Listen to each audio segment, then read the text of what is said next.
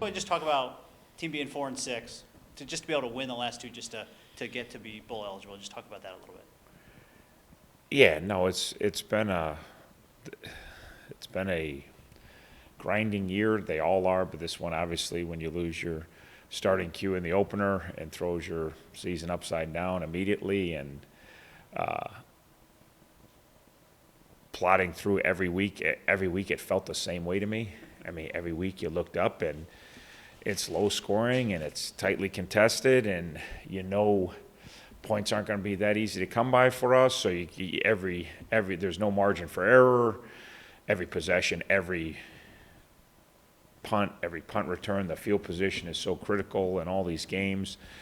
And then you get to the point and you do pretty good with AV. Then you get Brett back and you get a little life from that, and then you kind of go 1-2 in the next three games, and we don't really score much more, and then he goes down again, and then you're back to right where you started, and you go to Northern, and everybody tells you got nothing to play for, but you play to win, you play because you love the game, you play to compete, you play to become the best you can be, you play to try to get to the NFL. Like, there's millions of reasons you play football. If it was you only played football when it's perfect, no one would ever play this game. This game is a hard game.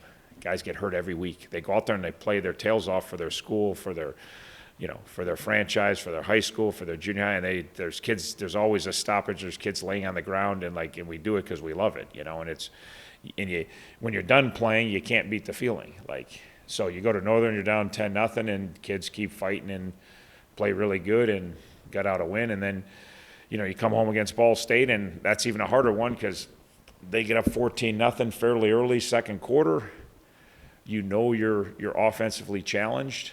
That points aren't easy to come by, and you're sitting down 14-0. You're already thinking, there's games we haven't scored 14. Is it already over? Do we have a chance? But the kids don't think that way. The kids keep playing, and they keep fighting, and special teams keeps fighting, and offense keeps fighting, and defense keeps fighting, and then it's 17-6, and you got a short field, and you got to punt it, and you get the ball back, and you got 4th and 10s, and you got a lot of things, a lot of reason to not have hope, but there's still time on the clock, and you still got a chance in this play to make something good happen for your team. And again, offense and defense and special teams, we always talk about that's a team game, and you look up all of a sudden it's 18-17, and everybody thinks the same thing, holy cow, are we up? And there's only a minute 40 left, and then you get a pick, and you end up run the clock out, and it's again, we always talk about the life lessons of it's hard,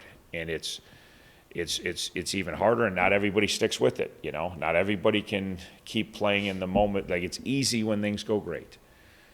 We're all front runners. We all, when the season goes according to plan, everything's wonderful. When the season doesn't go according to plan, that's when you really learn. And our kids keep playing for each other. Our kids keep fighting. Our kids keep learning. Our kids keep learning. And again, tons of injuries.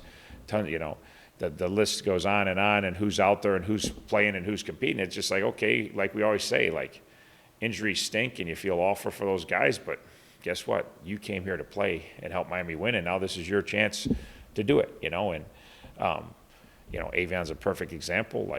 If you had told me we were going to go 5-3 this year with Avion Smith as our starting quarterback, I'd say, okay, I don't know if we're going to be able to do that, realistically. But when it was his turn to go, everybody rallied around him, and he rallied around, and he competed, and we continue to try to say, hey, how can we win now? How can we muck around and win some of these games? And again, then you're 4-6, and you got AV back in there, and and you win two in a row again with them. So it's again, this season's been frustrating and disappointing in so many different ways. It's not like any of us have a great field, but it's also been rewarding in so many different ways. And I am so proud of what these kids have accomplished under, a lot of these things were out of our control. And so you go one of two ways. So it's winning the last two, and not just how we did it on the road for one, down 10-0, and then at home down 17-6 with 6 minutes to go. It shows a lot about who they are. And like I said, told the team, there was a time, we had a 10-year stretch where we won 27% of our games, and we went to one bowl game in 10 years, and now like 6-6 and going to the Bahamas isn't good enough. And again, it isn't. Like, that's not like, I'm not saying like it should be good enough. It isn't good enough. It's not that. We're super excited to go to the Bahamas. We're super excited to go to any bowl game. We always are. They're blasts. It's a great reward for having a good season. But I said a short time ago, like, it was Mardi Gras just to get to a bowl game or be bowl eligible. Now that's not. It's kind of disappointing that we're just bowl eligible. And again, it is, like, for all of us, players, coaches, everybody, fans, media, everybody, So I said the fact that it isn't just whole, because I remember when we got to our first bowl game and it was like Mardi Gras, like, holy cow, we haven't done this in a long, long time, and we haven't been competitive in a long, long time, So it's been one of those years. It's been hard. It's been long. It's been, how are you going to find ways to win games, and it's a lot of players have contributed, a lot of guys that early in the year didn't look like contributors, and then they became starters, and became so.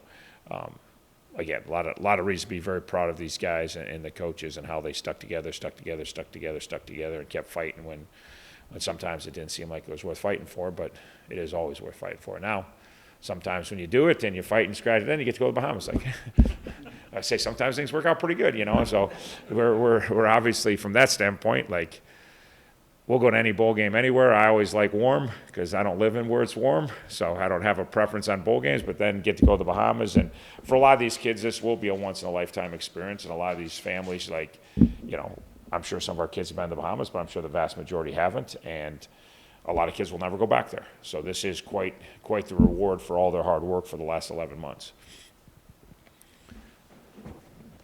Have you ever been to the Bahamas? I've actually been one time. We went 2 years ago. It was on more of a business trip.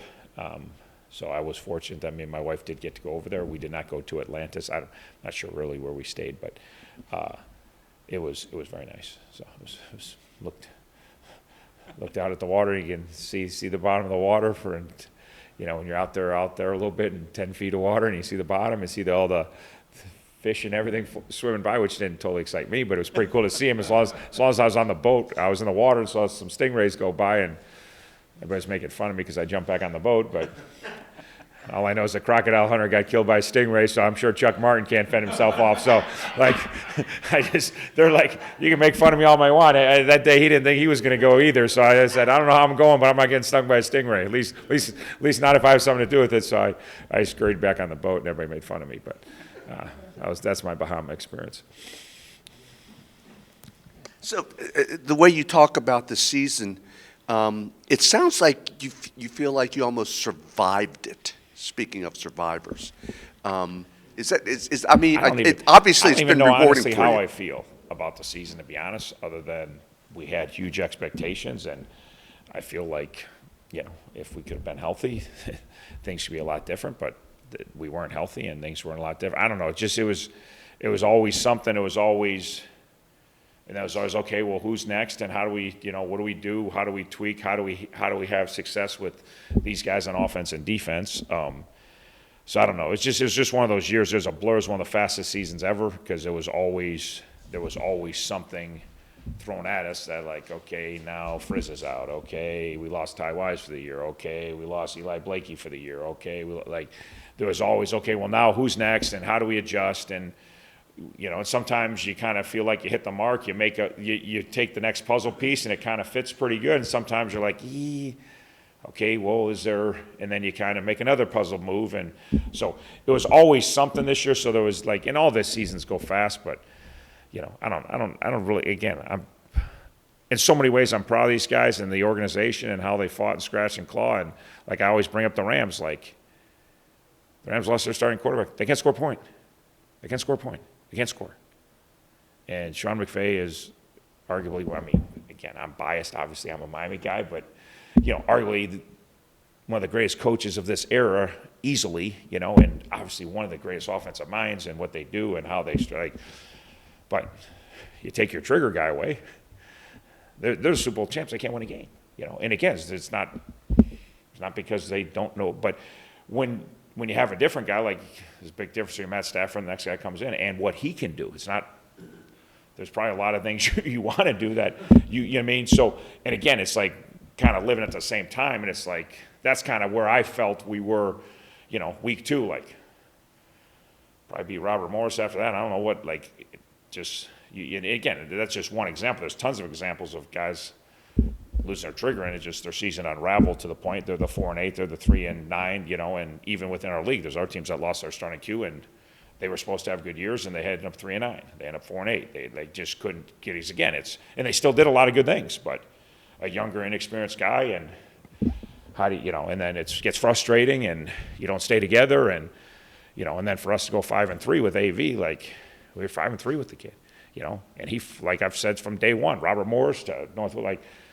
He was 18 for 46 last game. He kept fighting to the end, you know. And again, 18 for 46. We got to get better. He's got to get better. We got to be better than 18 for 46 if we're going to beat UAB, and we're going to be better than that. Like he's going to. All this time, he's still getting better, you know. But he's young and he's inexperienced, and he's learning how to throw the ball at this level with all the different variables than it is in high school. And obviously, he's used his legs right down the Ball State, the 18-yard touchdown, and like in his compete level and who he is, and it was easy to rally around him. Like I didn't know.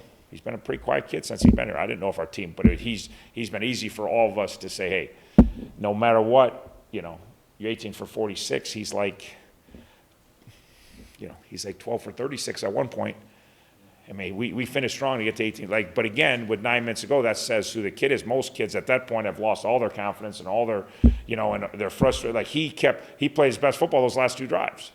Which is very, if you've ever played sports, it's hard to be, I don't care who the guy is,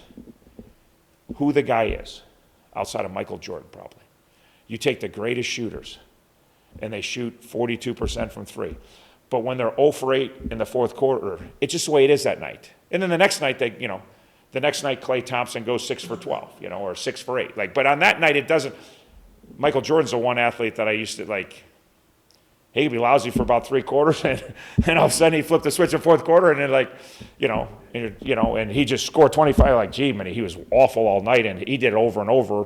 You know, where most great athletes, it snowballs that fact, and you don't have those last 2 drives that, you know, Tom Brady just did it last night. You know, I'm certainly not comparing AV to Tom Brady, but it's just rare when you say nothing, nothing, nothing, nothing, and then bam, bam, touchdown, touchdown, win the game. Like, okay, that's pretty awesome from a compete level and staying in the moment and keeping your confidence, even though when no one else were thinking touchdown, touchdown those last 2 drives, right?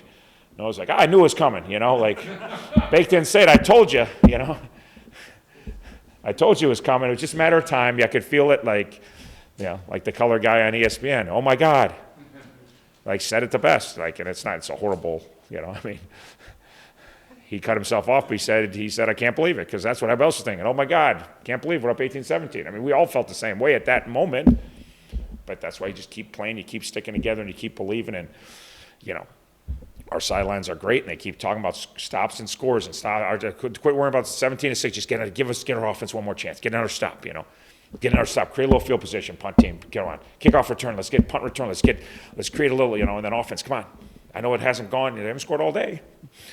54 minutes, we haven't scored a touchdown, like, but hey, there's still 6 minutes left. So that's, you know, and that's, again, so a lot of ways I'm so proud of what these guys have done. A lot of ways I'm so frustrated for what I think could have been a really special year, and I'm proud of the kids that it didn't go their way, and they kept fighting for each other and kept fighting. And I'm certainly, like I said, excited that their reward is to get to go to the Bahamas. I hope they have a great week there, and we beat UAB. How are you guys injury-wise? You've got this extra time again between the end of the regular season and the bowl game. How are you coming along? Yeah, like a lot of the guys out for the year are just out for the year. Mosey's got a chance to get back. He's the one that this extra time gives us a chance with Mosey. You know, Jados has got a chance, probably less of a chance, but he's trying to get back. But that's, you know, we're happy Jados in the Ball State game didn't have a more major injury. So the great news with him is he's going to be fine, and he'll be fine by Christmas. Will he be fine by the 16th? You know, but could have been a lot worse anytime. So we got great news on his injury, and now he's actually has an outside chance. You know, we we were down to 6 minutes going, Ball State game, our starting left tackle's out, our backup left tackle, you're down to your third left tackle, you know, and Ben Jackson came in, stepped up and did a really nice job for us, and again, kid, you know, but again, it's usually you don't have the comebacks when you're playing you're down to your third at any position, but just, again, shows some of our depth and some of our kids are ready to go when the time comes, so, other than that, most of the other guys that have been out, I think are just out. I'm trying to think of anyone else I think that's it. Coach, what can you tell us about UAB? Really, really gifted, really talented. I haven't watched UTSA enough. I think they had high expectations going here. I think they thought they were the best team in that league or one of the top two. North Texas, who got second league, they whooped. They're really good on defense. They have 23 points a game. They're twitchy and athletic everywhere. They're good against the run. They're good against the pass. They don't give a lot of points ever. They don't give up a bunch. They're kind of giving up in the mid-20s every week. The one time it got a little higher was a double overtime game against UTSA. They lost 37-33. You know, they lost LSU, okay. They had 5 other losses, one by 7 points and the other one's by 3 or 4 points. I mean, they could easily be 10-1, 10-2, 11-1, 9-3, and I know some of the guys down there frustrated, like they felt like they were in every game and they lost some close games. And again, there's some games that outplayed people on the ball. Just it's like the opportunities for the ball go their way, it didn't go their way. Like you watch a game, you're like, God, they lost 24-17, but they really outplayed that team. They did more good things on offense, defense. They kind of deserved to win. It just didn't kind of go their way. So they're a really, really, really gifted team, as gifted as any team in that league. And offensively, obviously, they rushing for 240 some yards, 6th or 7th in the country. And they have tons of explosive passes. They run the ball and they throw it over your head a ton. They got 80-some explosive plays, which we just did the Ball State. I think they had 35 explosive plays. These guys got, and Ball State has that running back that gets a lot of explosive. Like, Ball State was kind of normal.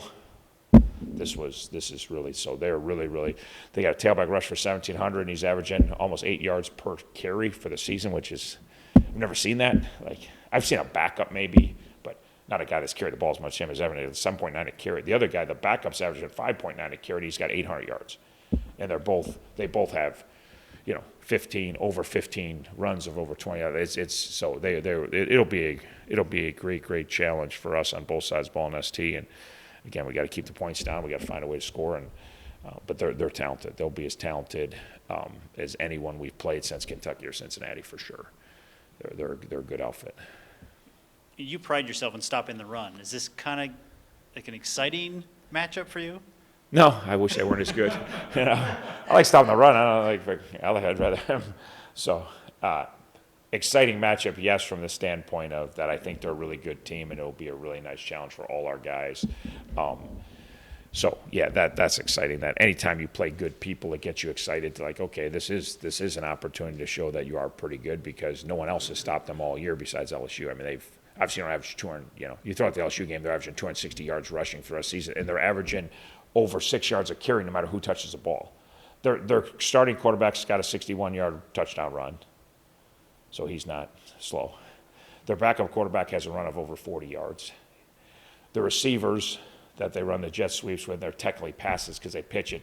They've got runs of over 40 yards. Like it's not just one guy. Okay, we got to focus on him. Kind of like Ball State was in the run game. You knew Steele was going to get the majority of the workload. So it's like, okay, there's like this. These guys have a lot of weapons, and they rotate their backs, and so they're not tired late, you know. But yeah, it is an awesome challenge, an exciting challenge for our guys. Mark, you good? I'm good. All right. Appreciate it, Coach. Nothing about the portal. Nothing about the new signing day. Yeah. So again, no, I just figured it was like, because people are starting to liken it to like it's bigger than the signing day. Like I don't like. Besides, like the signing day's lost its luster in my opinion because, you know, more and more kids are committing earlier, and yeah, there's some shuffling late, but there's not been a ton of shuffling late. There's one or two big stories, but you know, yesterday people are saying like this is the biggest. Like there was big time reporters quoted saying this is the biggest day in college football, and then you look at who's getting in the portal. Some of the top names in college football. Like it doesn't make sense when you're a starting quarterback at a Power 5 to me. Now, I'm not in that situation, so I have no idea. It may make complete sense, but just on the surface, you don't assume that, and I'm not mentioning any names because I have no idea, but just the guys, there's 700 some kids got in the portal yesterday, and from Clemson to Oklahoma State to Notre Dame to Alabama to Georgia to UAB to Miami, Ohio, like it doesn't matter. And then it's, and I say the country's set up that if you're in the top 5%, it's set up for you, like that's the rich get richer. There's a reason that's an adage, and like and again, the portal is, I always tell kids, portal's no different. If you're a really, really good player, like there's some really good players that got in and had a lot of action yesterday, like a lot of action, like in a hurry, okay, if you're unhappy where you're at and you can get to a better, like, I totally get it, I still think there'll be people that think they're moving up and will have a worse experience. I know kids that's already happened to. I know kids that have moved up and had a great experience. You're rolling the dice a little bit, but it's the new, like, we have to get over that this is terrible. We have to get over that there's no loyalty. We have to get over that, like, to me, like, I'm for college football. Do we have to tie some things up probably to make more sense for a lot of people? They're trying, like, and they are, like, every time you think you have a good idea, you can have a reason that it's like, yeah, but, you wait till May. All right, well, that would make a lot of sense in a lot of ways because you sign 1-year contracts and your contract's up in May. So it makes that, okay, yeah, that makes more sense. And then you won't have all these kids opting out of bowl games. You have all these guys that you're counting on, and this is you're screwing all your teammates, like, because you can say whatever you want, like, you're leaving now, not playing the bowl game, you screwed your teammates, like, is what it is. Not good, bad, or indifferent, it's a fact, But this is the time you can get opportunities. So you're caught in that. So let's wait till May. Well, I'm with you. That makes sense because then no one opts out of a bowl game. And I even feel bad, okay, some of our kids opt out, they're not going to the Bahamas. I'm not mad at them. All right? Like I would say, they don't take their scholarship with them. They do leave, you get their scholarship back. So get somebody else that wants to be at Miami or UAB or Clemson or Notre Dame, wherever.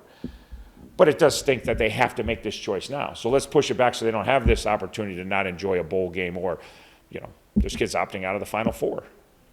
There's teams are going to the Final Four and guys are opting out of, now maybe they're not playing, but what an unbelievable experience to go to the college football playoff and kids are opting out of that. Like, not a lot, but kids are opting out of major bowl games.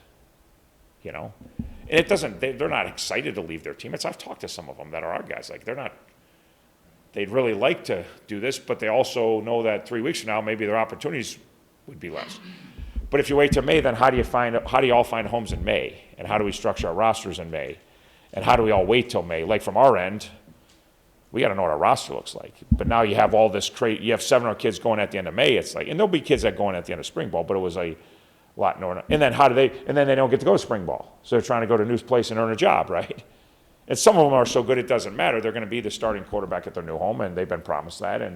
But most of the 700 kids aren't that way. So it gives them, yes, it stinks right now, the timing, but it gives them an opportunity to get into a new home and then go through that next semester, which, because a lot of people said, well, we should wait. Well, like, yeah, that would be great, but then how do I win a job in the summer? And how do I find even a home then? And what if, now even if they don't find their pot of gold right now, they've got some time.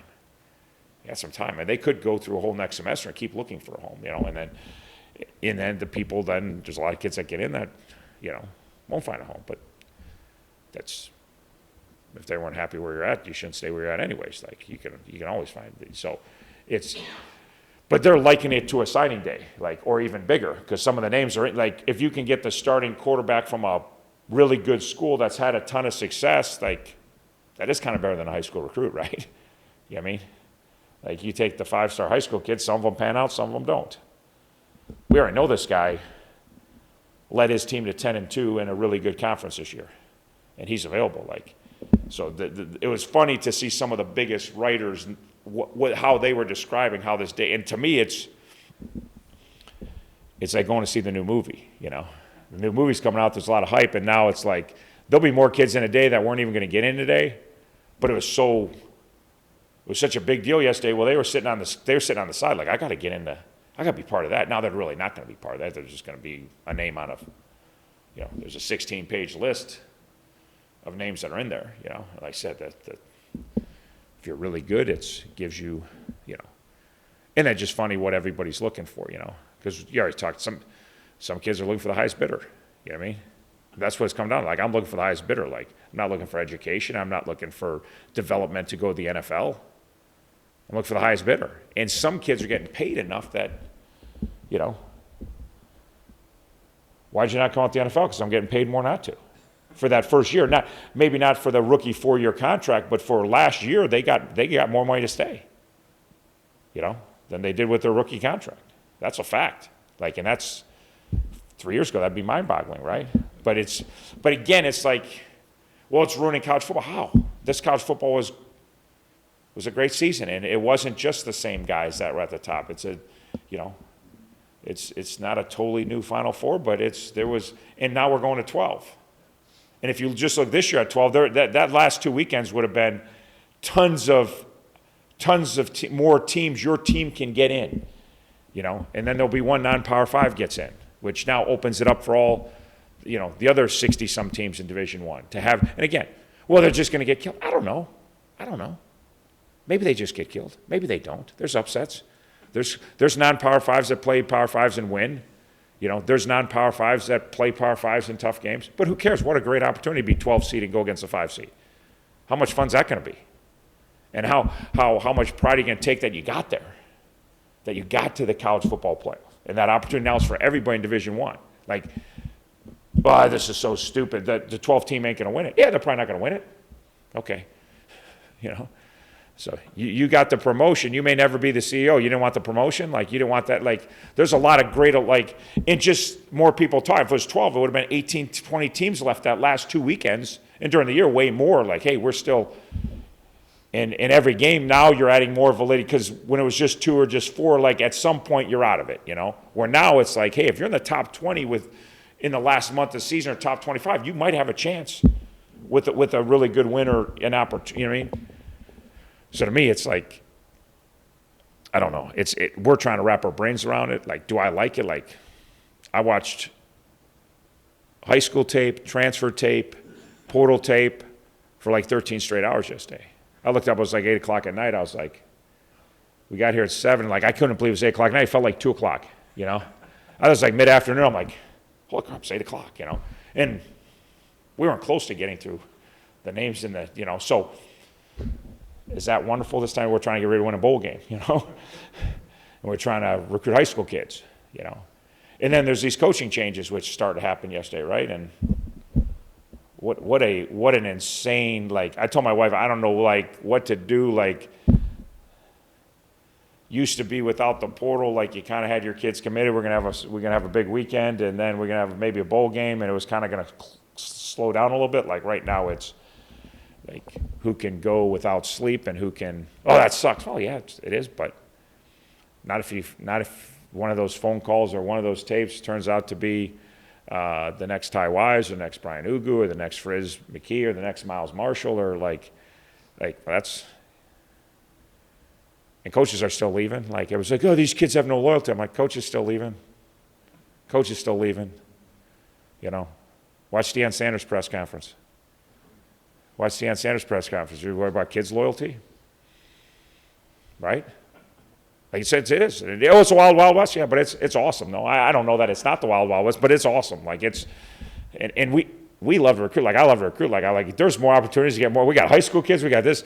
We got, like, we're looking at kids from staffs that got let go or staffs that the coach resigned or the staffs that the coach took another job. And who's a Cincinnati recruit? Can we get on any of those recruits? You know, who's a Kent State recruit? He went and took a coordinator job. Who's Colorado? All their recruits were told to find a new home. So who's can we get? I don't know. Probably can't get on a Colorado recruit, but we're certainly going to try if there's a good one. Like, you never know. Like, you never know where you find kids. All the stories of, so it is Mardi Gras. It is the Wild Wild West. It is a circus, but it's a lot of people talking about college football here on what's the date today? December 6th. Like, there is a lot of noise about college. December 5th was like, who thought December 5th was going to be? There's no games.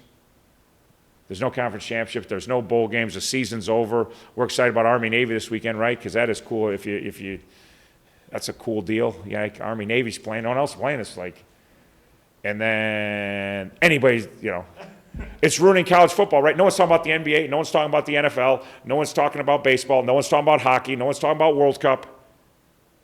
Everybody's talking about college football on December 5th. So I'm not in the business to think like we're ruining it. It's insane.